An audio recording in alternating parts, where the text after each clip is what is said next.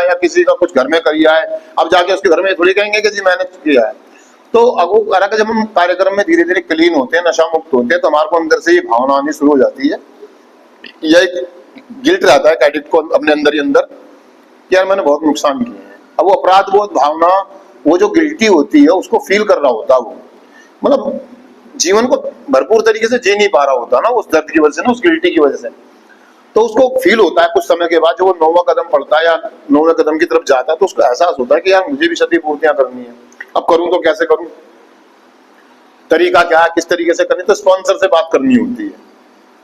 आपका स्पॉन्सर आपको बताएगा कि प्रत्यक्ष और अप्रत्यक्ष में क्षतिपूर्तियां कैसे करनी है।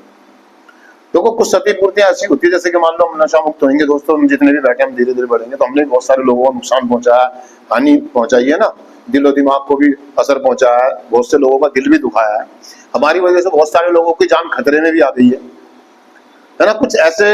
हम कुछ घिनौने काम भी कर आए, हमसे कुछ घिनौनी गलतियां भी हो गई है, तो हम सामने जाके तो नहीं कर सकते ना।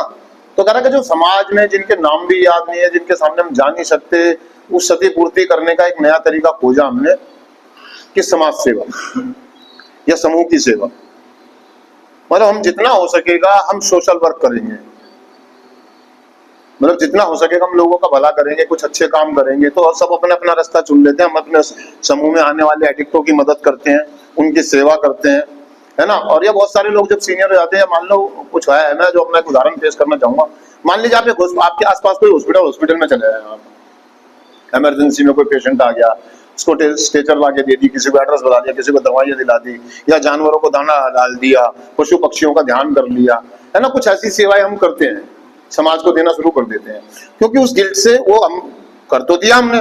अब लोगों को वो नाम या विचार, उनके चेहरे तो याद नहीं है, भूल गए, नाम सामने जा सकते हैं, क्योंकि कुछ ऐसे जिन्होंने काम भी तो कर दिया ना। उसको जो गिल्टी आता है, उसको जो अपराध बोध में आती है, उससे बचने के लिए, उससे बाहर निकलने के लिए हम सेवा कार्य शुरू कर देते हैं। और एक नया तरीका कि मैं जितना हो सकेगा मैं लोगों की भरपाई करूंगा, सेवा करूंगा, जिससे कि मेरी जो गिल्टी है वो से मैं बाहर निकल सकूं।